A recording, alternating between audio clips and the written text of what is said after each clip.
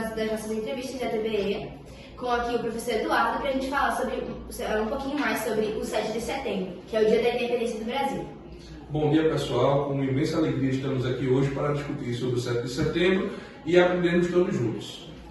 Eduardo, como foi o planejamento que Dom Pedro fez para ele poder declarar a independência do nosso querido país? Excelente pergunta. A independência do Brasil, ela acontece não de forma organizada por Pedro, né? Existem muitas pessoas envolvidas no processo também. A gente pode citar o José Bonifácio, que é inclusive chamado como o pai da pátria, ele tem essa alcunha, que foi uma pessoa extremamente relevante no processo. E a gente tem a própria esposa de Pedro, a Leopoldina, que foi assim a grande idealizadora do projeto. E tudo isso passou a acontecer, né, mediante um evento anterior, que foi a vinda da família real para o Brasil. A vinda da família real para o Brasil, ela mudou muito, profundamente, a configuração que a gente tinha na então colônia brasileira, né? A América Portuguesa, ela mudou radicalmente com a vinda da família real quando ela mudou-se para cá. Primeiro, porque nossos portos foram abertos, então o Brasil agora poderia fazer relações comerciais com o mundo. Segundo, porque nós fomos elevados à categoria de Reino Unido com Portugal e Algarve em 1815, o que oficialmente acaba a colônia do Brasil.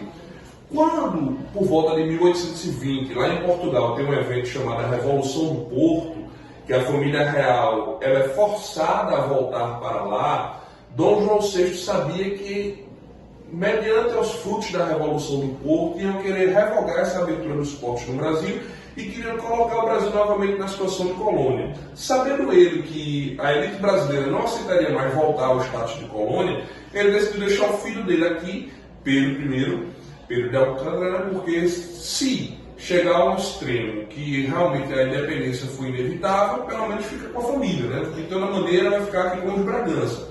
E Dom João VI volta para Portugal, Pedro fica aqui no Brasil. Então, assim, a independência do Brasil foi vou usar um termo, né, entre aspas, uma forçação de barra de Portugal, que queria transformar o Brasil novamente no status de colônia, e nosso povo, nossa elite, não queria mais voltar a essa situação.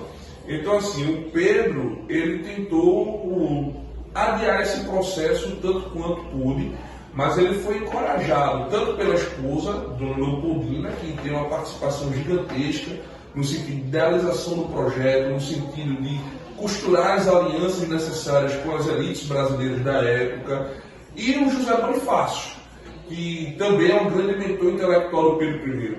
O Pedro era figura importante para a época, porque ele era um Bragança, ele era o príncipe regente que estava aqui, ele era a figura que ia dar unidade ao território. O medo que a elite tinha, inclusive, de fazer a independência, seria de que o território ele fosse esmiuçado, que a América Portuguesa ela transformasse-se em um monte de pequenas repúblicas, como aconteceu com a América Espanhola.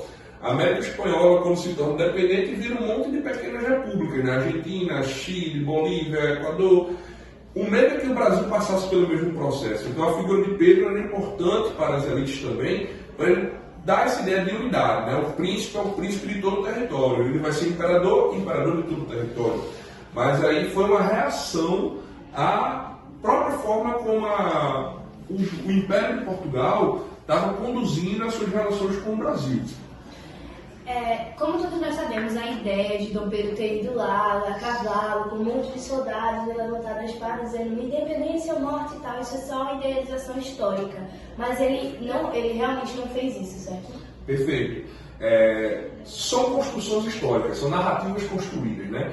O quadro lá do Pedro Américo, da Independência ou Morte, né? Aquele quadro que o Pedro está montado em cima do cavalo, nas margens do Ipiranga, com a espada para cima, o povo embaixo gritando. Aquilo é tudo um fruto de uma construção. Para você ter noção, Lívia, a independência do Brasil em 1822, né, no 7 de setembro, aquele quadro ele foi pintado no final do período do governo do filho dele, do Pedro II. Então, anos depois. E aquilo ali foi construído para trazer a narrativa, para construir a narrativa, já que na época não tinha televisão, nem WhatsApp, nem rádio, nem internet para fazer marketing. Aquilo é a construção de um marketing de transformar o Pedro num grande herói. Mas na verdade não foi assim. O 7 de setembro ele foi bem mais discreto. O Pedro ele voltava de uma viagem a Santos, e do Santos para o Rio de Janeiro é distante, né, principalmente nos meios, né, de deslocamento da época, nos meios de transporte da época. Né? Então é distante, ele não estava acompanhado por toda aquela comitiva. O povo comum, você vê que naquele quadro tem um monte de pessoas que a gente observa pelas roupas, que são populares, que estão observando aquilo ali. O povo comum estava alheio à independência, porque quem era escravo permaneceu sendo escravo, quem era pobre permaneceu sendo pobre, quem não tinha terra permaneceu sem terra. O povo continuou alheio ao processo, o povo não foi participante daquilo. Então toda aquela construção, aquilo é uma mítica, uma narrativa construída. Sobre em si, a Leopoldina tem um papel muito importante nesse negócio da independência e tal. Por que as pessoas não valorizaram o trabalho que ela teve? Perfeita pergunta, né? Leopoldina ela foi o grande cérebro, a grande mentora intelectual do projeto da independência. Inclusive, o documento da independência, quem redige é Leopoldina. Pedro só faz, né, sancionar aquilo ali, chancelar aquilo ali. A Leopoldina ela é o grande cérebro intelectual, ela foi a grande pessoa que costurou os acordos e os apoios que eram necessários com a elite, com o povo. Leopoldina ela fez basicamente tudo, enquanto Pedro era um jovem inexperiente, Pedro era um jovem extremamente impulsivo. E por que Leopoldina ela não leva o crédito devido, né, como sua pergunta foi muito bem colocada? Felizmente a gente sabe que o Brasil é um país de cultura machista e as mulheres elas não tinham naquela época, no século XIX, a devido reconhecimento, né, como deveriam ter. Leopoldina não teve esse devido reconhecimento. E mais do que isso também, Pedro, ele era o príncipe, ele iria ser o imperador. Então queriam construir a imagem, a narrativa de que Pedro que fez tudo.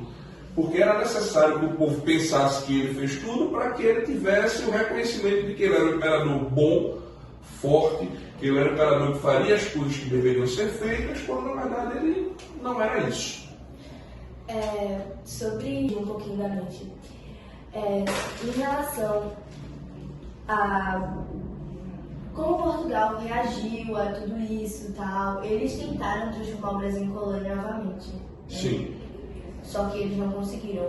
Sim. Como nós vimos, porque hoje o Brasil nem é mais um império, assim, uma república. Isso. O grande motivo da independência é esse. A família real ela chega ao Brasil, né, em 1808, fugida de Napoleão. Napoleão Bonaparte ele invadiu Portugal, invadiu Portugal, e a família real, para não ser presa e deposta do trono, fugiram para a sua principal colônia, que era o Brasil. Como houve uma inversão agora de que a metrópole, que era Portugal, virou o Brasil porque a família real estava aqui, houve essa inversão, o rei passou a controlar e a governar e administrar todo o império daqui do Brasil, né, especificamente do Rio de Janeiro. O Brasil não podia mais ficar no status de colônia, porque a sede administrativa estava aqui. Então, houve uma abertura dos portos, o Brasil foi elevado à categoria de Reino Unido, ou seja, juridicamente falando, o Brasil estava no mesmo patamar que Portugal e Algarve, que é uma ilhazinha, né, ao sul de Portugal. Então, estavam no mesmo patamar jurídico e, portanto, o Brasil não poderia mais ser explorado. Quando Napoleão deixou de ser uma ameaça, foi preso, derrotado, e, portanto, a família real poderia regressar para Lisboa novamente. E não faz, porque Dom João VI gostava do Brasil, que é o pai do Pedro I, ele gostava do Brasil. Então, o que acontece? As cortes em Portugal, que são a elite portuguesa, né, as cortes que estavam próximas ao rei, decidem fazer uma revolução que ficou conhecida como Revolução da Corte, né, Revolução do Porto, né, em 1820. E essa revolução ela acabou com o absolutismo real da família de Bragança, no reino português, né, Dom João VI, e ela obrigou a família real portuguesa a retornar para lá. E ela queria que o Brasil voltasse ao status anterior da vinda da família real para cá, ou seja, no status de colônia.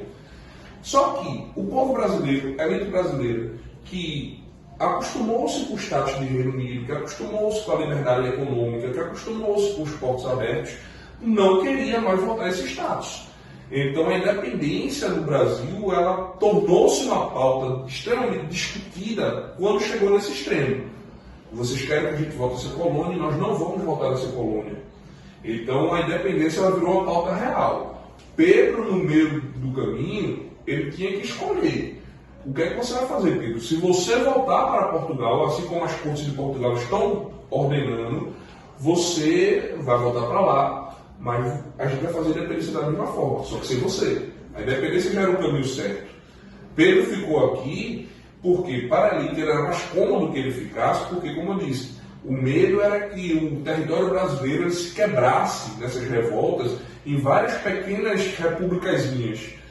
A figura de Pedro era importante porque ele transmitia a ideia de união, ia unir todo o território e o Brasil permaneceu, né, sendo um território de tamanho continental. Coisa que, por exemplo, na América Espanhola, por não haver essa figura de unidade, não aconteceu. E lá quebrou-se, né, quebraram-se várias pequenas repúblicas. Hoje é o território que um dia foi a América Espanhola, são várias repúblicas.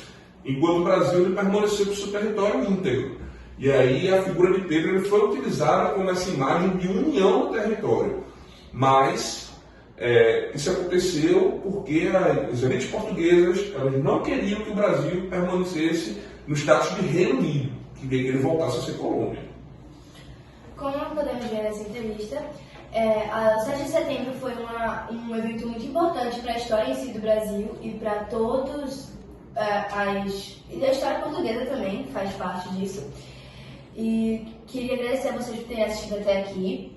Vejo vocês na próxima entrevista e tenham um bom dia. Um bom dia, pessoal. Muito obrigado, viu?